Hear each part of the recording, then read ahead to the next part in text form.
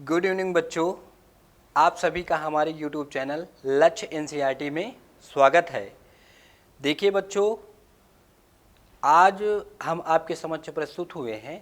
तो आज आपको हम कौन सी क्लास प्रोवाइड करेंगे, क्या पढ़ाने वाले हैं, इस पर चर्चा करना बहुत ज़रूरी होता है।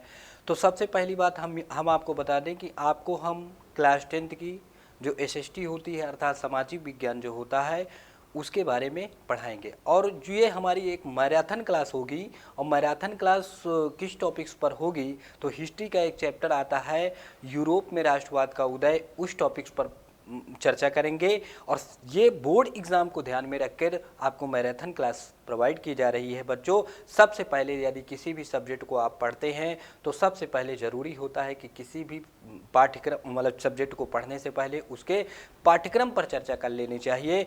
पाठ्यक्रम का मतलब होता है उसका सिलेबस पर चर्चा कर लेना चाहिए। तो बच्चों, जो सामाजिक विज्ञान है आपका, सामाजिक विज्ञान क्लास 10th में 4 पार्ट्स में डिवाइड की गई है सामाजिक विज्ञान को। और सामाजिक विज्ञान में बीच में बेटा हिस्ट्री पढ़ना है, आपको इतिहास पढ़ना है, इतिहास के अलावा आपको नागरिक शास्त्र पढ़ना है, नागरिक शास्त्र के अलावा भूगोल पढ़ना रहता है, और अर्थशास्त्र आपको पढ़ना रहता है। इतिहास में आपको टोटल बच्चों 4 चैप्टर पढ़ने हैं। कितने चैप्टर? 4 चैप्टर। यूरोप में राष्ट्रवाद का उदय, भारत में यूरोप में राष्ट्रवाद का उदय, भारत में राष्ट्रवाद का उदय, और भूमंडलीकरण विश्व का बनना, औद्योगिकरण युग का युग, ये पढ़ना है। इसी प्रकार नागरिक शास्त्र में आपको टोटल 5 चैप्टर पढ़ना रहता है। सत्ता की साझेदारी पढ़ना रहता है बच्चों, सत्ता की साझेदारी पढ़ना रहता है, सत्ता की साझेदारी, संघवाद पढ़ना है, जाति धर्म और लैंगिक मसले पढ़ना है, राजनीतिक दल, लोकतंत्र के परिणाम, ये टॉपिक्स आपको पढ़ने रहते हैं। भूगोल में कौन कौन से टॉपिक पढ़ना है? तो बेटा संसाधन एवं विकास पढ़ना है, वन एवं वन्यजीव पढ़ना है, जल संसाधन पढ़ना है, उसके अलावा राष्ट्रीय अर्थव्यवस्था की जीवन रेखाएं, ये टोटल आपको 4 चैप्टर भूगोल में पढ़ने रहते हैं। इसी प्रकार अर्थशास्त्र में विकास पढ़ना है बच्चों, भारतीय अर्थव्यवस्था के क्षेत्रक पढ़ना है, मुद्रा पढ़ना है, वैश्वीकरण और भारतीय अर्थव्यवस्था, उपभोक्ता और अधिकार, ये टोटल 5 चैप्टर आपको अर्थशास्त्र में पढ़ना रहता है। बच्चों, अब अगर ये पाठ्यक्रम आपको समझ में आ गया, इसका मतलब आपको टोटल 4 सेक्शन पढ़ना है, और 4 सेक्शन में कौन सा टॉपिक सबसे महत्वपूर्ण है ये बच्चों नोट कर लो। और ये 4 सेक्शन आपके सामने प्रस्तुत हैं। कौन कौन से हैं मैंने आपको बता दिया। इतिहास है, नागरिक शास्त्र है, भूगोल है, अर्थशास्त्र है।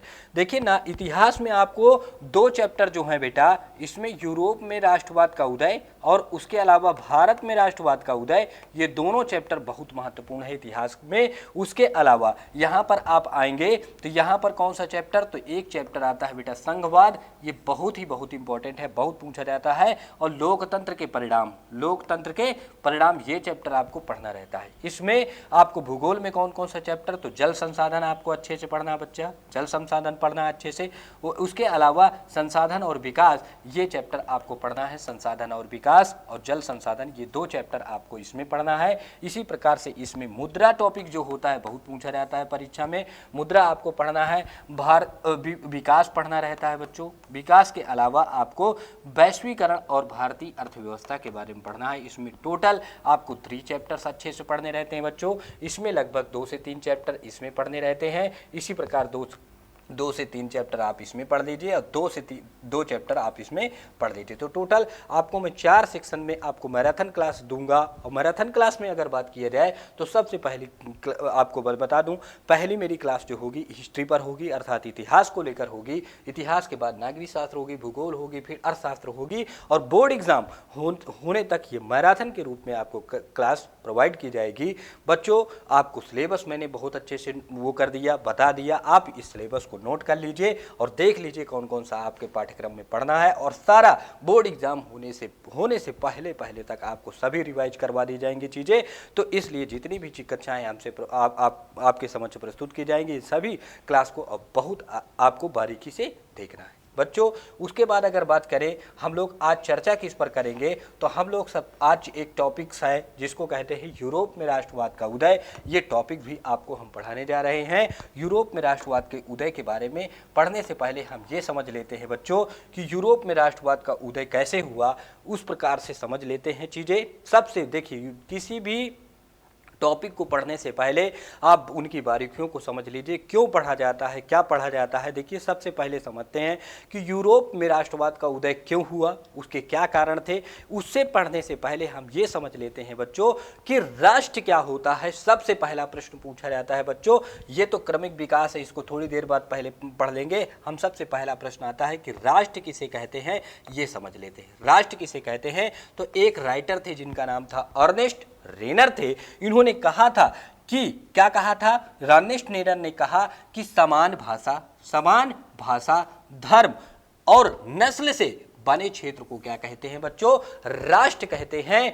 कोई भी ऐसा देश जहां के लोग कैसे हों, जिनका धर्म समान हो, उसके अलावा भाषा समान हो और नस्ल अर्थात जाति जो हो क्या हो, समान हो, तो उसी को क्या कहते हैं, राष्ट्र कहते हैं। अब राष्ट्र, अगर आपको ये डिफिनेशन पूछी जाएगी कि राष्ट्र किसे कहते हैं, याद कर लीजिएगा, किसी भी देश के ऐसे लोग जिनका धर्म, नस्ल और जाति क्या हो, समान हो, उसे राष्ट्र कहते हैं। उसके अलावा अब आपको पढ़ना, अगर राष्ट्र आपको क्लियर हो गया तो हम अगला टॉपिक इसमें राष्ट्रवाद किसे कहते हैं ये समझ लेते हैं। राष्ट्रवाद किसे कहते हैं, अपने राष्ट्र, देखिए यहां पे लिखा है, अपने राष्ट्र के प्रति प्रेम की भावना को क्या करना, याद रखना। अपने राष्ट्र के प्रति जो प्रेम की भावना कहते होती है, उसी को क्या कहते हैं, राष्ट्रवाद कहते हैं। जैसे भारत एक देश है, और भारत देश के लिए जो आपके हृदय में प्रेम की भावना है, उसी को क्या कहते हैं, राष्ट्रवाद कहते हैं। जिसके अंदर ये राष्ट्रवाद की भावना रहते हैं, उसे राष्ट्रवादी कहते हैं। अर्थात अगर भारत में आप रहते हैं तो आप इंडियंस कहलाएंगे, अगर कोई व्यक्ति ब्रिटेन में रहता है तो वो ब्रिटेन का कहलाएगा, कोई ऑस्ट्रेलिया में रहता है तो ऑस्ट्रेलियंस कहलाएगा। इसी प्रकार अपने देश के प्रति जो प्रेम की भावना होगी, उसी को बच्चों क्या कहते हैं, राष्ट्रवाद कहते हैं। प्रश्न आपसे पूछा जाता है कि राष्ट्रवाद किसे कहते हैं। उम्मीद करते हैं समझ में आई होगी बातें। अब पहले समझ लेते हैं कि यूरोप में राष्ट्रवाद का क्रमिक विकास पूछा जाता है आपके परीक्षा में, कि यूरोप में राष्ट्रवाद का क्रमिक विकास। पढ़ने से पहले हम आपको बता दें कि पूरे विश्व को बेटा 7 महाद्वीपों में बांटा गया है। पूरे वर्ल्ड को अगर बात किया जाए तो इस पूरे वर्ल्ड में को आपको 7 महाद्वीप में बांटा गया है। कितने महाद्वीप में बच्चों बांटा गया है, तो 7 महाद्वीपों में बांटा गया है। इसमें से हमें एक महाद्वीप पढ़ना रहता है जिसका नाम है यूरोप महाद्वीप।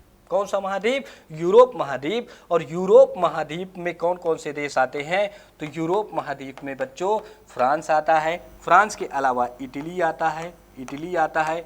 उसी प्रकार से अगर बात किया जाए तो जर्मनी आता है बेटा, जर्मनी आता है। और कौन सा आता है, तो प्रसा आता है, जिसको प्रसिया कहते हैं, ये आते हैं। ये प्रमुख कुछ देश है यूरोप में ही राष्ट्रवाद का उदय हुआ। इन 7 महाद्वीपों में बात किया जाए कि एक महाद्वीप और आता है जिसका नाम है एशिया महाद्वीप।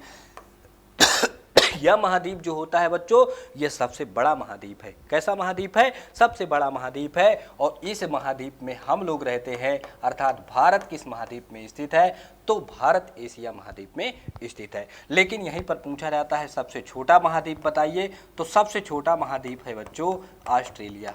कौन सा महाद्वीप है, तो सबसे छोटा आपसे पूछा जाए, सबसे छोटा महाद्वीप पूछा जाता है परीक्षा में, तो आप बता दीजिए ऑस्ट्रेलिया महाद्वीप है। उसी प्रकार से सबसे बड़ा पूछा जाए बच्चों, तो सबसे बड़ा कौन सा है, एशिया महाद्वीप। भारत हो गया, चीन हो गया, इसी के अलावा पाकिस्तान हो गया, ये सब किस महाद्वीप में स्थित है, एशिया महाद्वीप में है। ये भूगोल का टॉपिक है, जब मैं आपको भूगोल पढ़ाऊंगा तो बहुत आराम से आपको बताऊंगा, अच्छे से समझाऊंगा कि महाद्वीप कौन से होते हैं, कौन कौन से 7 महाद्वीप है। लेकिन आपको ये महाद्वीप बताना इसलिए ज़रूरी पड़ा क्योंकि हम यूरोप के बारे में पढ़ने जा रहे हैं, अर्थात यूरोप महाद्वीप के बारे में पढ़ने जा रहे हैं। तो यूरोप महाद्वीप में हम लोग किस देश के बारे में बात करेंगे, तो सबसे पहले हम लोग फ्रांस के बारे में पढ़ेंगे। क्लास 9th में बच्चों आपने पढ़ा था कि फ्रांसीसी क्रांति क्या थी, फ्रांसीसी क्रांति की शुरुआत कैसे हुई यूरोप में, अर्थात यूरोप में जो राष्ट्रवाद की शुरुआत हुई थी वो फ्रांस से हुई थी। किस देश से हुई थी,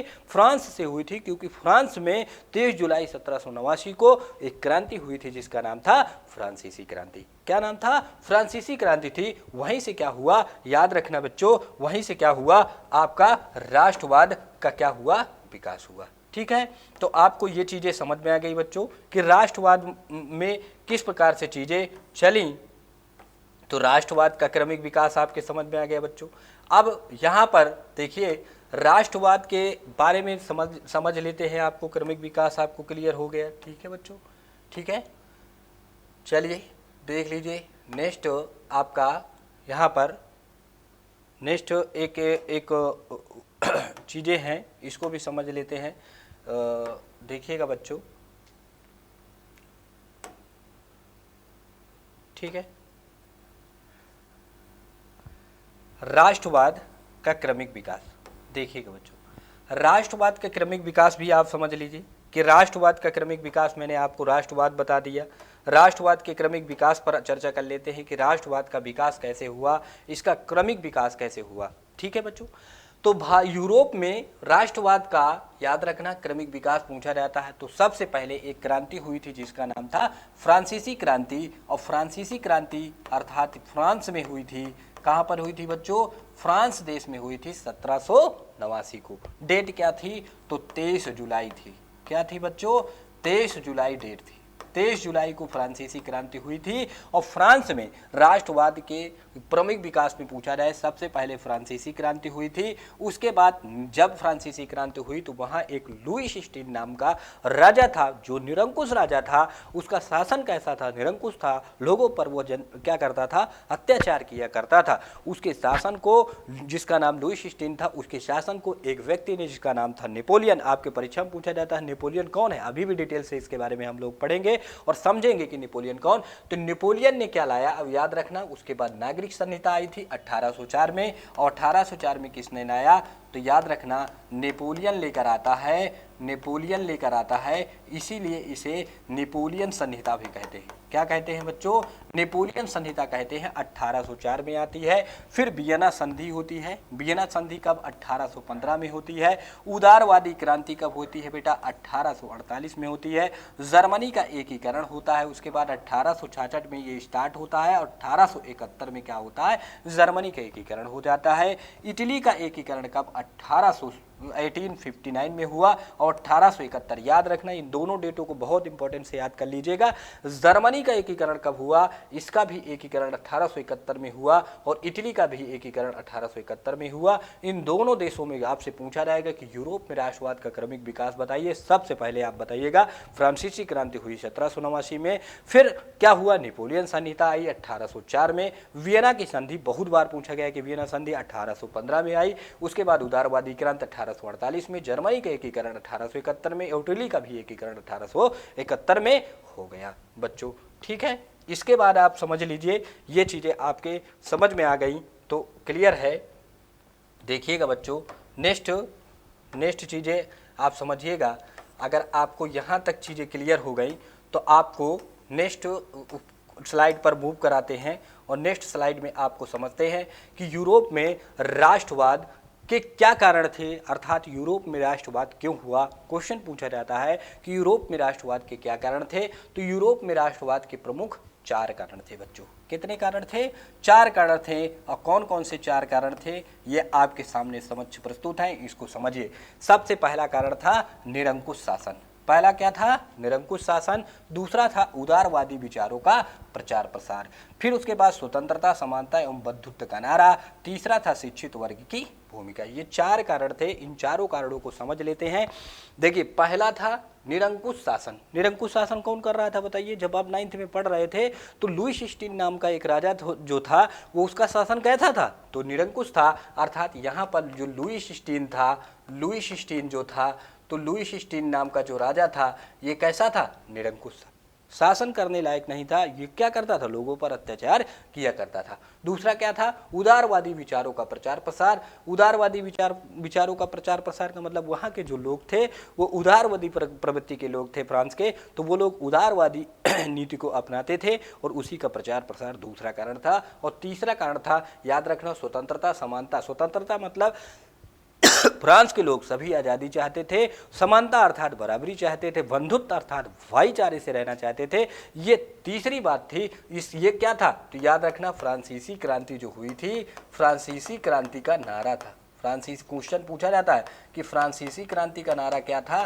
तो फ्रांसीसी क्रांति जब हुई थी 1789 को, तो उस क्रांति में क्या हुआ था बच्चों, स्वतंत्रता, समानता और बंधुत्व का नारा दिया गया था। और तीसरा ये मध्यम वर्ग था, मध्यम वर्ग था, उसमें 2 वर्ग थे, अभी डिटेल से पढ़ेंगे कौन कौन से 2 वर्ग था। और मध्यम वर्ग था जो शिक्षित वर्ग था, इसी ने क्या किया था बच्चों, यूरोप में क्या किया, जो राष्ट्रवाद हुआ उसमें प्रमुख भूमिका निभाई थी। कौन था, तो ये शिक्षित वर्ग था, जिसे नया मध्यम वर्ग या मध्यम वर्ग के नाम से जाना जाता है। देख लीजिए, अब यहाँ पर एक हेडिंग लगाई गई है कि यूरोप में राष्ट्रवाद के 4 कारण मैंने आपको बता दिए। यूरोप में अब थोड़ा सा मैं पीछे चलता हूँ, 4 कारण तो आपको पता चल गया। अब थोड़ी सी यूरोप की संरचना समझ लेते हैं कि यूरोपीय समाज कैसा था, अर्थात 19वीं सदी से पहले यूरोपीय समाज कैसा था बच्चों, ये समझ लेते हैं। 19वीं सदी से पहले यूरोपीय समाज की क्या संरचना थी, इसे समझ लीजिए। देखिए, यूरोपीय जो समाज था, अर्थात यूरोपियन जो समाज था, इसकी संरचना को अच्छे से समझ लीजिए। अगर इसको समझ लिए, 19वीं सदी से पहले यूरोपीय जो समाज था वो 2 वर्गों में बटा था बेटा। एक था उच्च वर्ग, कौन सा वर्ग था बेटा, उच्च वर्ग था। उसके अलावा दूसरा जो वर्ग था वह कैसा था, तो वह था निम्न वर्ग। कौन सा वर्ग, निम्न वर्ग था, निम्न वर्ग। और ये निम्न वर्ग को और किस नाम से जानते थे, तो इस निम्न वर्ग को कृषक वर्ग के नाम से भी जानते थे। जो उच्च वर्ग था और इसको किस नाम से जानते थे, तो इसको कुलीन वर्ग के नाम से जानते थे। ठीक है ना। तो 2 वर्ग मैंने आपको बताया, एक उच्च वर्ग मैंने बता दिया आपको, दूसरा मैंने आपको बताया निम्न वर्ग, और कौन सा, याद रखना, इसी को हम लोग कृषक वर्ग कहते हैं। देखिएगा, उसके बाद अगर बात किया जाए तो कौन कौन से इसमें उच्च वर्ग में कौन कौन लोग आते थे, तो उच्च वर्ग में कौन कौन से लोग आते थे बच्चों, तो उच्च वर्ग में याद रखना, जो लोग उच्च वर्ग में आते थे, इनकी जो जनसंख्या थी वो क्या थी, याद रखना, उनकी जनसंख्या बच्चों कम थी। क्या थी, कम थी। और जो निम्न वर्ग में लोग आते थे, इनकी जनसंख्या क्या थी, अधिक थी। इनकी जनसंख्या क्या थी बच्चों, अधिक थी, याद रखना। दूसरी बात, ये इन लोगों को क्या था, जो ये लोग थे, ये जमींदार थे। ये क्या थे बच्चों, जमींदार थे, अर्थात ये खेतिहर लोग थे, इनके पास ज़मीन हुआ करती थी। और ये कैसे थे, तो ये लोग भूमिहीन हुआ करते थे। भूमिहीन का मतलब इनके पास भूमिहीन हुआ करते थे, अर्थात इनके पास किसी भी प्रकार की कोई ज़मीन नहीं हुआ करती थी। और जो ये लोग उच्च वर्ग में आते थे, इनके पास क्या थे, सभी अधिकार थे। इनके पास सभी अधिकार थे, सभी अधिकार प्राप्त थे, सभी अधिकार प्राप्त थे इनको, ये जो उच्च वर्ग में आते थे। और याद रखना, ये जो तीसरे इसमें आते थे, जो निम्न वर्ग थे, इनको कोई भी अधिकार प्राप्त नहीं था, कोई भी अधिकार प्राप्त नहीं था, प्राप्त नहीं था। अधिकार का मतलब क्या है, अधिकार का मतलब नहीं था, इसको भी समझ लेते हैं। देखिए बच्चों, अधिकार का मतलब, देखिए अधिकार क्या है, जैसे वोट डालना हमारा एक अधिकार है। कैसा अधिकार है, कानूनी अधिकार है। आप घर बना लें, कहीं रह जाएं, कहीं बस लें, कहीं पर भी आ जाके अपना बोल सकें, ये सब हमारे अधिकार हैं। बोलने का अधिकार, रहने का अधिकार, ये सारे अधिकार हैं। तो जो निम्न वर्ग के लोग थे, इनको ना तो वोट डालने का अधिकार था, ना ये तो घर बना सकते थे, ना किसी भी प्रकार के कोई अधिकार इनको, ना तो कानूनी ना तो किसी प्रकार के कोई अधिकार थे। लेकिन जो उच्च वर्ग में कौन कौन से लोग आते थे, तो उच्च वर्ग में कौन कौन से लोग आते थे बच्चों, तो उच्च वर्ग में याद रखना कौन कौन से लोग आते थे, तो उच्च वर्ग में कौन कौन लोग आते थे, इस बात को समझ लिए ध्यान से। देखिए, उच्च वर्ग में कौन कौन से लोग आते थे, तो उच्च वर्ग में जो लोग आते थे उसमें आते थे पादरी। कौन आता था, पादरी आते थे। उसके अलावा चर्च के जो पादरी हुआ करते थे, राजा आता था, राजा के अलावा उसका जो मंत्री हुआ करता था, ये लोग आते थे इस उच्च वर्ग में। ठीक है ना। और ये पादरी कहाँ रहा करता था, तो चर्च में रहा करता था। तो चर्च का जो पादरी होता था, पादरी जिस प्रकार से कहा करता था, उसी प्रकार से राजा किया करता था। ठीक है।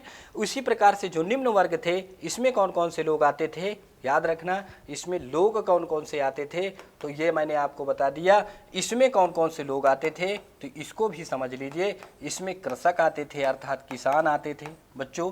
उसके अलावा जो मजदूर होते थे, ये लोग आते थे। कृषक और मजदूर जो निम्न व्यक्ति थे, जिनके पास ना तो खेती हुआ करती थी, अर्थात गरीब व्यक्ति जो हुआ करते थे, वह लोग निम्न वर्ग में आते थे। लेकिन ये निम्न वर्ग और उच्च वर्ग के अलावा जब 19वीं सदी बीतती है, 19वीं सदी बीतने के बाद एक नया वर्ग आता है, एक नया वर्ग आता है जिसका नाम था 19वीं सदी के बाद, याद रखना 19वीं सदी के बाद यूरोपीय समाज में एक नया वर्ग आता है। वो कौन सा वर्ग था उसको भी समझ लीजिए, वो नया वर्ग कौन सा था। तो वो नया वर्ग मैं यहाँ पर आपको शॉर्टकट लिख देता हूँ, समझिएगा ध्यान से। एक नया वर्ग था जिसका नाम था मध्यम वर्ग। क्या नाम था बच्चों? मध्यम वर्ग। ये मध्यम वर्ग कौन से लोग थे? तो इसमें याद रखना ये एक नया वर्ग था। नया वर्ग का मतलब इन्हीं से निकले थे। इसमें कौन आता था? तो याद रखना इसमें शिक्षक आते थे। कौन आते थे? शिक्षक आते थे। उसके अलावा डॉक्टर आते थे, डॉक्टर थे। उसके अलावा वकील थे, वकील के अलावा जो उद्योगपति थे, ये लोग इसमें आते थे। ठीक है, तो उद्योगपति और ये लोग शिक्षित वर्ग, जो नया वर्ग आया, ये शिक्षित, देखिए अनपढ़ व्यक्ति को, कमज़ोर व्यक्ति को कोई भी सता सकता है, लेकिन जब कोई व्यक्ति पढ़ लिख लेता है तो वो अपने समाज के लिए लड़ सकता है, अपनी बात रख सकता है। इसलिए समाज में याद रखना सभी व्यक्ति जो लोग शिक्षित होते हैं, या इसलिए शिक्षा का महत्व हर जगह पर रहता है। तो ये एक नया शिक्षित वर्ग था। ये कैसा चाहता था? तो ये समानता का अधिकार चाहता था, ये बंधुत्व का अधिकार चाहता था, अर्थात भाईचारे से रहना चाहता था, अपने समस्त अधिकारों को मांग करता था। इसी ने फ्रांसीसी क्रांति में प्रमुख भूमिका निभाई थी। क्वेश्चन आपसे आएगा कि 19वीं सदी से पहले यूरोपीय समाज कैसा था? तो बता दीजिएगा 19वीं सदी से पहले कि किस प्रकार सा। अगर बच्चों समझ में आ गया तो आप इसे स्क्रीनशॉट ले लीजिए और देख लीजिए। ये 100% प्रश्न आने वाले हैं और ये एकदम छपने वाला है, बोर्ड पेपर में आएगा तो आएगा। इसके बाद नेक्स्ट देखिए क्वेश्चन है आपके सामने।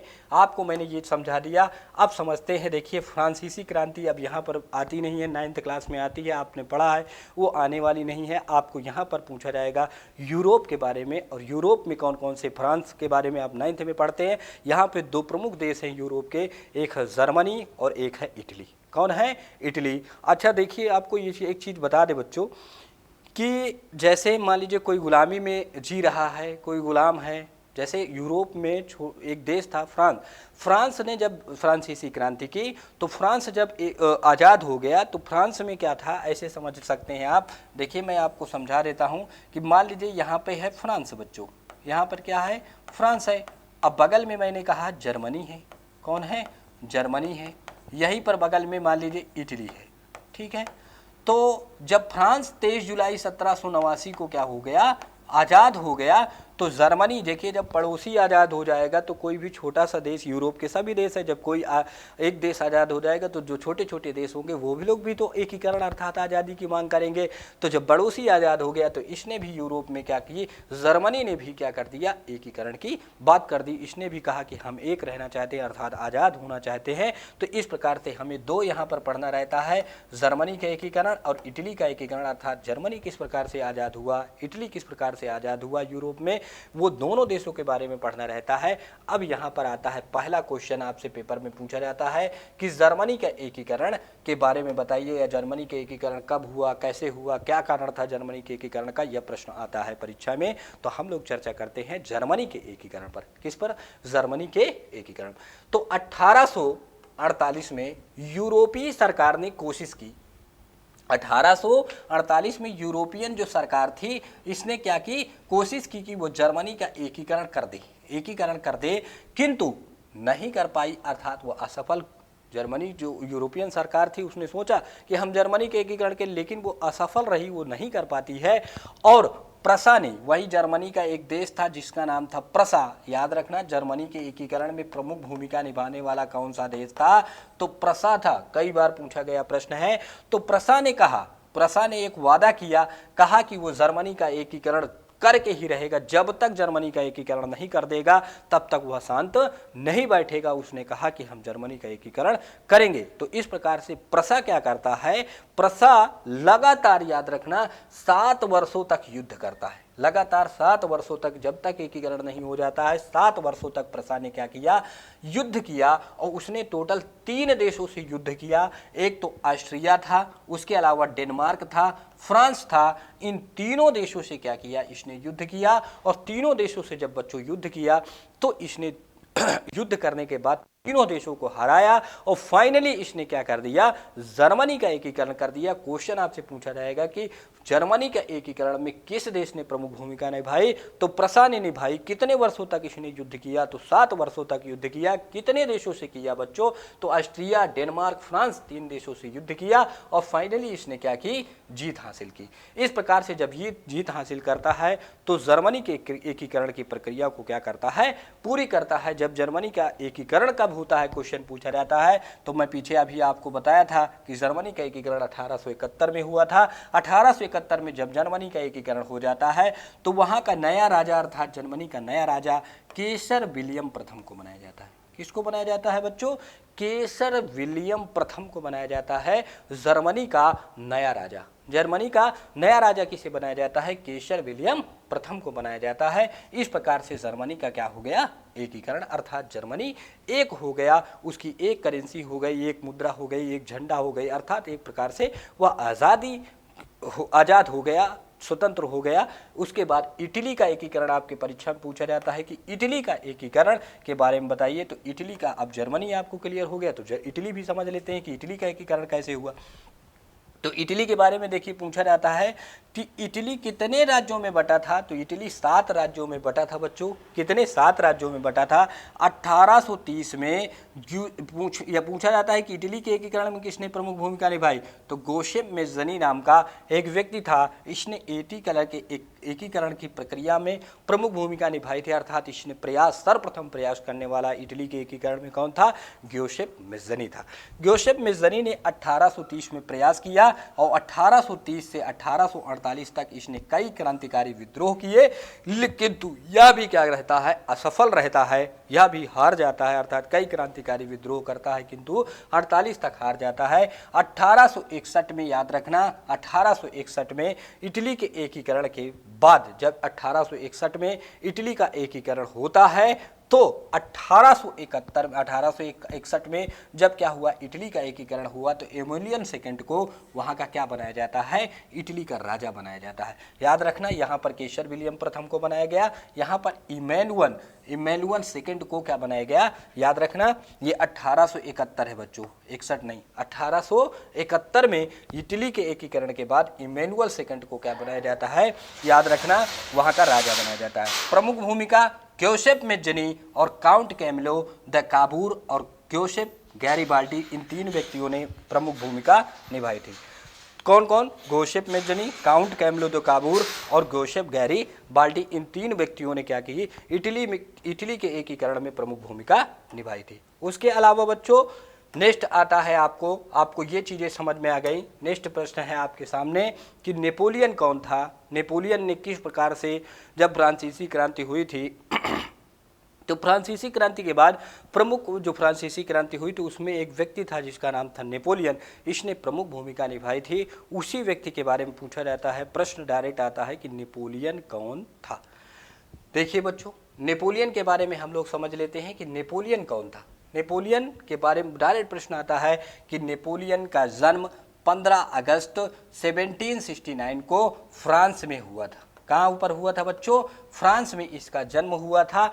फ्रांसीसी क्रांति के दौरान इसने प्रमुख भूमिका निभाई थी। याद रखिएगा, यह एक महान सम्राट बना। यह एक महान सम्राट कब बना, याद रखना, ये पहले 24 वर्ष, इसकी योग्यता इतनी अच्छी थी, अपनी योग्यता के बल पर मात्र 24 साल की उम्र में फ्रांसीसी सेना का क्या बन जाता है, सेनापति बन जाता है। कौन, नेपोलियन 24 वर्ष की उम्र में फ्रांसीसी सेना का क्या बन जाता है, सेनापति बन जाता है। जब लुई 16 की हत्या होती है, उसे फांसी पर लटका दिया जाता है, तो महान सम्राट कौन बनता है, नेपोलियन बनता है।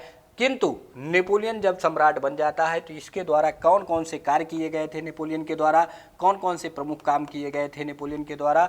इसने जो प्रजातंत्र था, प्रजातंत्र को हटाकर, प्रजातंत्र जो प्रजातंत्र था उसको हटाकर राजतंत्र स्थापित कर दिया। राजतंत्र जब स्थापित कर दिया, इसके अलावा व्यापार व संचार में बहुत ज़्यादा इसके समय विकास हुआ। नेपोलियन ने प्रमुख काम जो किया था वो नेपोलियन संहिता, ये मैं आपको पढ़ा चुका हूँ।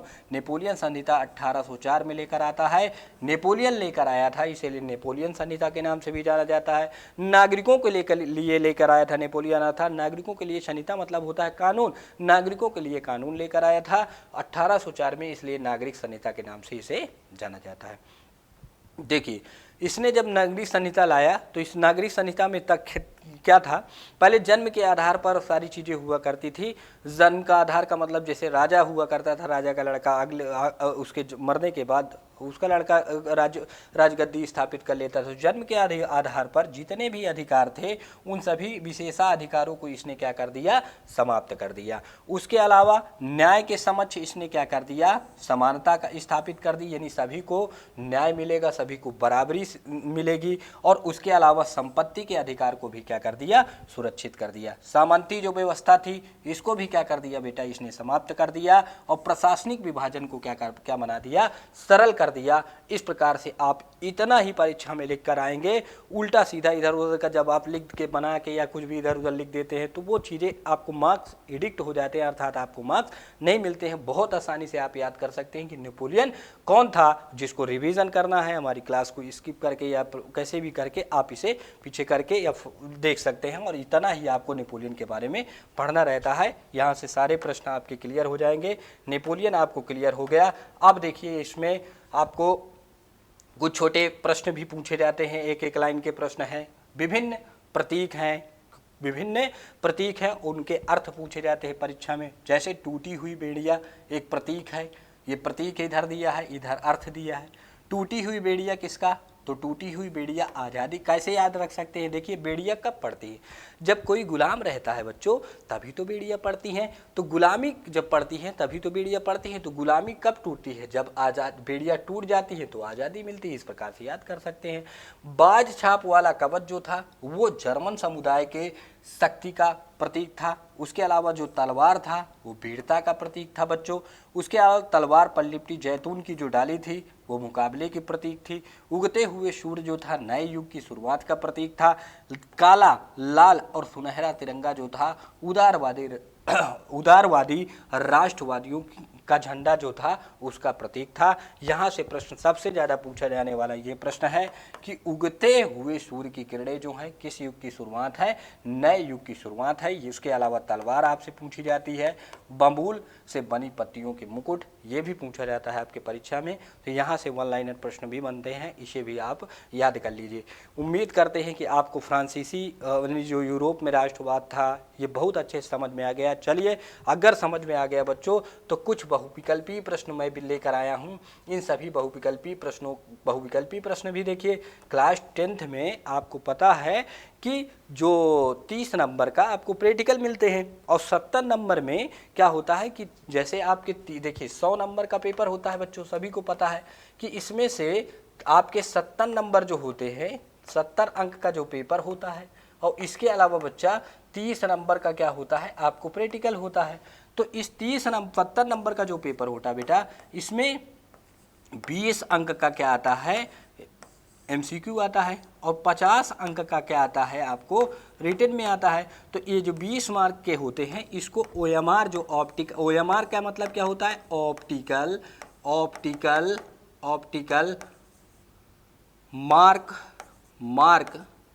मार्क रीडर, ये इसका फुल फॉर्म होता है ऑप्टिकल मार्क रीडर। OMR क्या होती है, एक प्रकार की सीट होती है, उसमें 20 अंक भरने रहते हैं। तो बहुविकल्पी प्रश्न पूछे जाते हैं बच्चों। तो बहुविकल्पी प्रश्न अगर पूछे जाते हैं तो उनकी भी तैयारी करना ज़रूरी है। देखिए, बहुविकल्पी प्रश्न आपको आसानी से एकदम क्लियर हो जाएंगे किस प्रकार से आप इनको तैयार कर सकते हैं, और इसीलिए आपकी परीक्षा एकदम पास में है। देखिए, आप लोग अगर क्लास कर लिए हो तो बताइए आप इन सभी प्रश्नों के। पहला प्रश्न है आपके सामने कि राष्ट्रवाद का प्रारंभ किस देश में हुआ। अभी ही आपको मैंने पढ़ाया। देखिए, आप लोग में कौन कौन से कमेंट कीजिए, और अगर आपको समझ में आ रही हैं चीज़ें तो कमेंट कीजिए। देखिए, प्रश्न आपके, राष्ट्रवाद का प्रारंभ किस दिशा में हुआ, क्या जर्मनी में हुआ, क्या फ्रांस में हुआ, क्या इटली में हुआ, क्या इंग्लैंड में हुआ। ठीक है, बताओ। और कमेंट करो और सही जवाब दीजिए यहाँ पर, ठीक है। तो देख रहे हैं हम लोग, ज़्यादातर लोग उत्तर दे रहे हैं राष्ट्रवाद का प्रारंभ कहाँ हुआ, फ्रांस में हुआ, ना तो जर्मनी में हुआ, ना इटली में हुआ, ना तो इंग्लैंड में हुआ। नेक्स्ट प्रश्न है आपके समक्ष बच्चों, बताइएगा। नेक्स्ट प्रश्न है कि फ्रांसीसी क्रांति कब हुई। अभी पढ़ाए हैं, कई बार आपसे पूछा गया है ये प्रश्न कि फ्रांसीसी क्रांति क्या 1789 में हुई, कि 1917 में हुई, क्या 1688 में हुई, कि 1949 में हुई। बताइए सही जवाब। तो बच्चों ये आपको कई बार मैं बता चुका 1789 को, और पूरी डेट याद रखना 23 जुलाई थी। क्या थी? 23 जुलाई की मध्य रात्रि को फ्रांसीसी क्रांति हुई थी, ठीक है। उसके अलावा देखिए तीनों प्रश्न भी यहाँ से समझ लीजिए आपको।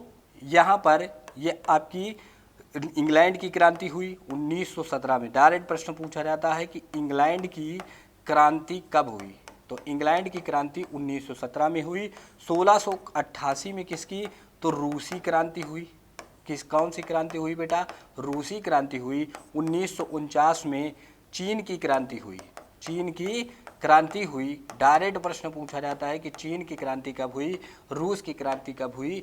ये सारे प्रश्न आपको याद कर लेने हैं, टिप्स में याद कर लेना है। याद रखना ये सेकेंड क्रांति थी चीन की, और जो प्रथम क्रांति हुई थी, चीन की प्रथम क्रांति जो हुई थी वो 1919 में हुई थी। कब हुई थी? 1919 में हुई थी। तो अगर आपको ये सारे प्रश्न याद करने हैं, सारे याद करना है, और इसको स्क्रीनशॉट ले लीजिए, यहाँ से प्रश्न आपके बोर्ड परीक्षा में आएगा, ठीक है। चलिए नेक्स्ट प्रश्न है आपसे, ये भी मैं पढ़ा चुका हूँ कि नेपोलियन कौन था। आप भी नेपोलियन के बारे में डिटेल से मैंने पढ़ाया। नेपोलियन भैया फ्रांस का रहने वाला था। नेपोलियन का जन्म कहाँ हुआ, नेपोलियन संहिता लेकर आया, नेपोलियन ने कौन कौन से काम किए, ये सब मैंने आपको पढ़ा दिया। बताइए नेपोलियन कौन था? क्या पुर्तगाल का था, क्या इटली का था, क्या फ्रांस का था, क्या जर्मनी का था? तो सबको पता है इस क्लास में कि ये कहाँ का रहने वाला था, फ्रांस का रहने वाला था। कहाँ का रहने वाला था? फ्रांस का रहने वाला था। चलिए इसमें कुछ ऑप्शन है, इनके बारे में भी चर्चा कर लेते हैं। इसमें विशेषकली हम पुर्तगाल के बारे में चर्चा कर लेते हैं। पुर्तगाल शब्द आपने कई बार सुना होगा। देखिए पुर्तगाल के बारे में मैं आपको बता दूं, यहाँ से प्रश्न भी आता है, तो पुर्तगाल को मैं समझाता हूँ आपको। पुर्तगाल, ठीक है, पुर्तगाल देखिए पुर्तगाल के बारे में आप जानते हैं, एक व्यक्ति था जिसका नाम था, पुर्तगाल का ही रहने वाला था, जिसका नाम था वास्को डिगामा। वास्को डिगामा था। वास्को डिगामा याद रखना, यह जल मार्ग के माध्यम से भारत आता है, और भारत में आता कहाँ पर है, तो भारत, ये भारत है मान लीजिए, तो यहाँ पर एक जगह है केरल राज्य में। किस राज्य में? केरल राज्य में जगह है जिसका नाम है कालीकट। कालीकट एक जगह है, और ये वास्को डिगामा जो भारत आया था तो 1498 में आया था। कब आया था बच्चों? 1498 में ये वास्को डिगामा भारत आया था। और भारत आया कैसे था? तो जल मार्ग के माध्यम से, जहाज से आया था। और इस प्रकार से जब ये भारत आता है तो ये भारत की क्या करता है? खोज करता है। भारत की खोज का मतलब क्या है? भारत की खोज क्या भारत था? नहीं, अरे भारत बहुत पहले से था बच्चों। भारत पहले से ही था। भारत में जल मार्ग की इसने खोज की थी। जल के माध्यम से ये पुर्तगाल से आया था, और भारत में आया किस जगह पर? तो केरल में आया। और केरल में एक जगह थी कालीकट, यहाँ के राजा थे जमोरिन। कौन थे बच्चों? जमोरिन थे। जमोरिन ने क्या किया था? इसका स्वागत किया था। केरल के कालीकट नामक बंदरगाह पर ये उतरा था, वहीं पर इसका स्वागत किया गया था। तो वास्को डिगामा ने क्या किया था? भारत की खोज किया था। ये प्रश्न भी आपको बहुत अच्छे से, उम्मीद करते हैं, समझ में आया होगा बच्चों। नेक्स्ट प्रश्न है, चौथा प्रश्न है, आप लोग बताइए और सही जवाब दीजिएगा, गलत मत दीजिएगा।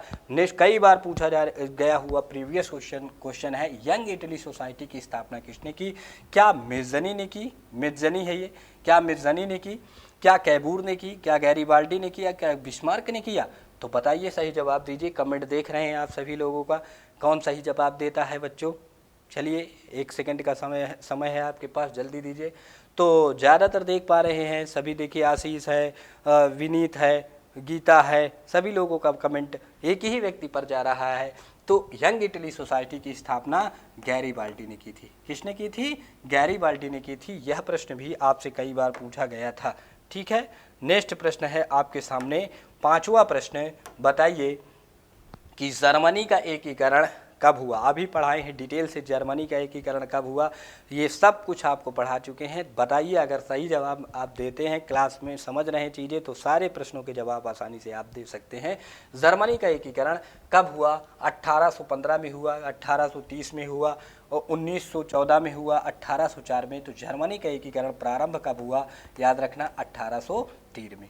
और नेपोलियन का जन्म हुआ था 1815 में। बोलो नेपोलियन का क्या हुआ, 1804 में जन्म हुआ था। नेपोलियन संहिता लेकर आया 1804 में। नेपोलियन जो संहिता थी, नेपोलियन लेकर कब आया, नेपोलियन जो संहिता थी ये 1804 में लेकर आया था। कौन, नेपोलियन लेकर आया। 1914 से याद रखना, 1914 से कई बार प्रश्न पूछा गया है कि 1914 में पूरे विश्व में 2 विश्व युद्ध की बात किया जाए। अगर बेटा विश्व युद्ध की बात मैं करूं तो पूरे विश्व में अब तक विश्व युद्ध कितने हुए हैं, 2। कितने हुए बच्चों, 2। देखिए पहला था फर्स्ट वर्ल्ड वार, 1914 में स्टार्ट होता है और 1918 में ये समाप्त हो जाता है। ठीक है। दूसरा वर्ल्ड वार जो हुआ था, दूसरा वर्ल्ड वार 1939 में स्टार्ट होता है और 1945 में ये क्या हो जाता है, समाप्त हो जाता है। समाप्त कैसे होता है, इसके क्या कारण थे, तो समाप्त होने के कारण ये थे कि अमेरिका ने क्या किया था बेटा, अमेरिका ने जापान पर क्या कर दिया था, अमेरिका ने जापान नामक एक देश था, जापान था, जापान पर क्या गिरा दिया था, परमाणु बम गिरा दिया था। और डेट क्या थी, तो 6 अगस्त 1945 समय था। इसी समय इसने एक बम गिराया और दूसरा गिराया 9 अगस्त 1945 को। जापान पर जब परमाणु बम गिरा देता है, इसी प्रकार से सेकेंड वर्ल्ड वार समाप्त हो जाता है। तो 2 विश्व युद्ध अब तक हुए हैं पूरे। डायरेक्ट क्वेश्चन पूछा जाता है कि प्रथम विश्व युद्ध की शुरुआत 1914। तो इसका सही जवाब है, याद रखना 1830। ठीक है बच्चों। देखिए अगला प्रश्न है आपका इसके बाद अंतिम प्रश्न है, ये बहुविकल्पी में छठा प्रश्न है, आपके सामने समक्ष प्रस्तुत है। बताइए कि फ्रेडरिक सरयू कौन था। देखिए फ्रेडरिक सरयू के बारे में कई बार पूछा गया, क्या वो चित्रकार था, क्या सिपाही था, लेखक था, राजा था, कौन था फ्रेडरिक सरयू बच्चों, बताइए। तो फ्रेडरिक सरयू कमेंट देख रहे हैं सभी लोगों का, बताइए कौन कौन सही जवाब दे रहा है। तो फिर जब एनसीईआरटी आप खोलते हैं बच्चों, तो एनसीईआरटी में पहले चैप्टर में ही व्यक्ति एक आता है फ्रेडरिक सरयू। या फ्रेडरिक सरयू जो था ना तो सिपाही था बेटा, ना लेखक था, ना राजा था, ये चित्रकार था। ये क्या था, एक चित्रकार था। इसने 4 चित्रों को मिलाकर एक कल्पना किया था। उसी कल्पना को कहते हैं यूटोपिया। क्या कहते हैं, यूटोपिया। क्वेश्चन पूछा जाता है कि यूटोपिया क्या है, तो डायरेक्ट क्वेश्चन फ्रेडरिक सरयू कौन था, तो एक चित्रकार था बच्चों। एक कुछ शब्दावलियां हैं, इनके बारे में भी पढ़ लेते हैं। और ये शब्दावलियां डायरेक्ट परीक्षा में पूछी जाती हैं, इन शब्दावलियों के बारे में डिटेल से देख लेते हैं हम लोग। ठीक है। राष्ट्रवाद मैं आपको पढ़ा चुका हूँ कि राष्ट्रवाद किसे कहते हैं। ठीक है, ये पीछे आप पढ़ चुके हैं। ठीक है, उसके अलावा राष्ट्र आप पढ़ चुके हैं। बताइए राष्ट्र क्या है, सभी लोग लिख के भेजिए। और अगर समझ में आ रही हैं चीज़ें, दोनों प्रश्न आपसे पूछे जाते हैं। राष्ट्र किसे कहते हैं, किसी भी देश के प्रति प्रेम की जो भावना होती है उसे क्या कहते हैं, राष्ट्रवाद कहते हैं। ठीक है ना, ये आप समझते हैं। प्रेम, राष्ट्र भी समझ लिए आप। किसी भी देश में ऐसे लोग जिनका धर्म जाति या नस्ल जो है, जाति या नस्ल क्या हो बताओ, समान हो, उसे क्या कहते हैं, राष्ट्रवाद कहते हैं।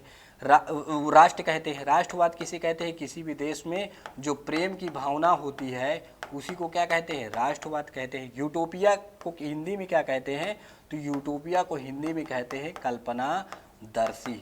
क्या कहते हैं, कल्पनादर्शी। और कल्पनादर्शी कौन था, वही फ्रेडरिक सरयू था। ये कल्पना किया करता था, इसने 4 चित्रों को जोड़कर एक चित्र बनाया था। अर्थात सोचता था कि कोई ऐसा व्यक्ति आएगा, कई ऐसा ज़माना आएगा कि हमें कोई आज़ादी दिलाएगा, अर्थात हमें बेड़ियाँ जो जकड़ी हुई बेड़ियाँ हैं उनसे हमें छुटकारा दिलाएगा, अर्थात आज़ाद कराएगा। तो यूटोपिया का अर्थ होता है ऐसे लोग जो सिर्फ बैठे बैठे कल्पना करते हैं। जैसे इसमें अब इस समय हाई स्कूल की परीक्षा आने वाली, बहुत सारे ऐसे विद्यार्थी होंगे, आज भी बैठे होंगे, सिर्फ कल्पना कर रहे होंगे कि हमारे जो SST का पेपर है, SST में 100/100 आ जाए, सिर्फ कल्पना करें तो ऐसे थोड़ी आ जाएगा 100/100। पढ़ना पड़ेगा, प्रैक्टिस करना पड़ेगा, तब आपके 100/100 आएंगे। तो जो लोग सोचते रहें, ऐसे सोचते रहें, उसे सिर्फ कल्पनादर्शी कहेंगे, यूटोपिया कहेंगे। तो याद रखना यूटोपिया पूछा जाता है। तो ऐसे व्यक्ति जो सिर्फ कल्पना करते हैं अर्थात सिर्फ हवाई बातें करते हैं उसे कहते हैं यूटोपिया। एक प्रकार की बीमारी है, इस तरह याद कर सकते हैं आप। ठीक है, जाल बेराइन क्या है? तो जाल बेराइन क्या है? एक प्रकार का याद रखना, ये टैक्स की व्यवस्था थी, अर्थात जो कर था, कर की व्यवस्था थी, और इसकी शुरुआत करने वाला प्रसा था। और प्रसा ने 1830 में क्या किया था? याद रखना, इस जाल बेराइन नामक कर की शुरुआत की थी। जागीरदारी भी पूछा जाता है। जागीरदारी क्या है, इसको भी समझ लीजिए। जागीरदारी क्या है? देखिए, यूरोप में उन दिनों यदि कोई भी किसान या उद्योगपति, किसान या उद्योगपति जो होता था, किसान हो या उद्योगपति जो था, उद्योगपति जो थे, यदि कोई भी वस्तु का क्या करते थे बेटा? निर्माण करते थे। कि कोई किसान हो या उद्योगपति हो, किसी भी वस्तु का क्या करे? निर्माण करें, वस्तु का निर्माण करे या खेत में पैदा करे किसान या निर्माण करे, तो राजा को क्या करते थे? वहाँ की जो राजा हो या सरकार जो हो, उसको क्या करना रहता था? कुछ हिस्सा जो होता था राजा को देना पड़ता था। कुछ हिस्सा क्या करना पड़ता था? राजा को, कुछ हिस्सा राजा को देना पड़ता था। उसी को कहते थे जागीरदारी व्यवस्था। ठीक है, आपको समझ में आ गया, उम्मीद करते हैं। जागीरदारी किसे कहते हैं? रूढ़िवादी क्या है? तो रूढ़िवादी क्या है? एक परंपरा है। रूढ़िवादी क्या है? एक परंपरा है। इसको भी समझ लेते हैं। रूढ़िवादी क्या है? एक पुरानी परंपरा है। रूढ़िवादी लोग ऐसे होते हैं जो पुराने ख्यालात के व्यक्ति होते हैं, उसे रूढ़िवादी कहते हैं। जैसे एक उदाहरण से मैं आपको समझाऊं कि जैसे लोग, जैसे बिल्ली रास्ता काट दे, अगर बिल्ली रास्ता काट देती है तो लोग बाग कहते हैं कि बिल्ली रास्ता काट दिया, अब ना जाओ। तो वैसे व्यक्तियों को क्या कहा जाता है? रूढ़िवाद कहा जाता है। यदि कोई छींक दे तो जाते नहीं हैं, रुक जाते हैं। ठीक है ना, तो ऐसे व्यक्तियों को क्या कहा जाता है? रूढ़िवाद कहा जाता है। अर्थात रूढ़िवाद में अगर लिखने के लिए आ जाए तो एक प्रकार की विचारधारा है, अर्थात ये परंपरा है। इसको आप ये भी कह सकते हैं कि रूढ़िवाद क्या है? एक विचारधारा है। क्या है? एक विचारधारा। साम्राज्यवाद समझ लीजिए। साम्राज्यवाद क्या है? जब कई साम्राज्य, याद रखना, जब कई राजा या साम्राज्य एक साथ मिलकर शासन करते हैं। क्या करते हैं? एक साथ मिलकर शासन करते हैं। मिलकर शासन करते हैं, तो उस व्यवस्था को शासन करते हैं, उस व्यवस्था को कहते हैं साम्राज्यवाद। बाल्कन क्या है? तो बाल्कन एक समस्या थी। ये प्रसा में, याद रखना, प्रसा की समस्या थी। इसमें क्या हुआ था कि एक ही क्षेत्र था, उस क्षेत्र के छोटे छोटे देश थे। इन सभी छोटे छोटे देशों ने भी क्या कर दिया था? याद रखना, आज़ादी की मांग कर दी थी। छोटे से ही गांव, मान लीजिए एक गांव है, उसमें छोटे छोटे 4-5 घर हैं, तो सब लोग कहते हैं कि हमें आज़ादी चाहिए। तो बाल्कन समस्या थी और प्रसा की समस्या थी। कहाँ की समस्या थी? तो जुंकर्स कौन थे बेटा? इसको भी पूछा जाता है, जुंकर्स कौन थे? ये आप बताइए। एक प्रश्न मैं आपको दे रहा हूं, इसे आप कमेंट सेक्शन में बताइए कि जुंकर्स कौन है। अगर बच्चों ये क्लास आपको अच्छी लगी, और देखिए मैंने सारी चीज़ें आपको, थ्योरी भी ले ली, एमसीक्यू भी ले लिया, हर चीज़ आपको मैंने बता दी है बच्चों। अगर ये क्लास आपको अच्छी लगी तो प्लीज़ इस चैनल को, लक्ष्य एनसीईआरटी को आप सब्सक्राइब कीजिए और लाइक कीजिए, कमेंट कीजिए। और मैं वादा करता हूँ आपके बोर्ड एग्ज़ाम से आने से पहले तक मैं इसी प्रकार से मैराथन क्लास में आपको पूरी एसएसटी पढ़ाऊंगा। और मेरा वादा है कि 100 आपको 100 आएंगे, और इसके अलावा आपको कुछ नहीं पढ़ना, जितना मैं आपको दे रहा हूं। और जिस दिन बोर्ड पेपर देकर आइएगा, फिर उस दिन मैं आपको सॉल्यूशंस के साथ आऊँगा, दिखाऊंगा आपको कि ये प्रश्न देखिए बच्चों आए हैं कि नहीं आए हैं। धन्यवाद बच्चों।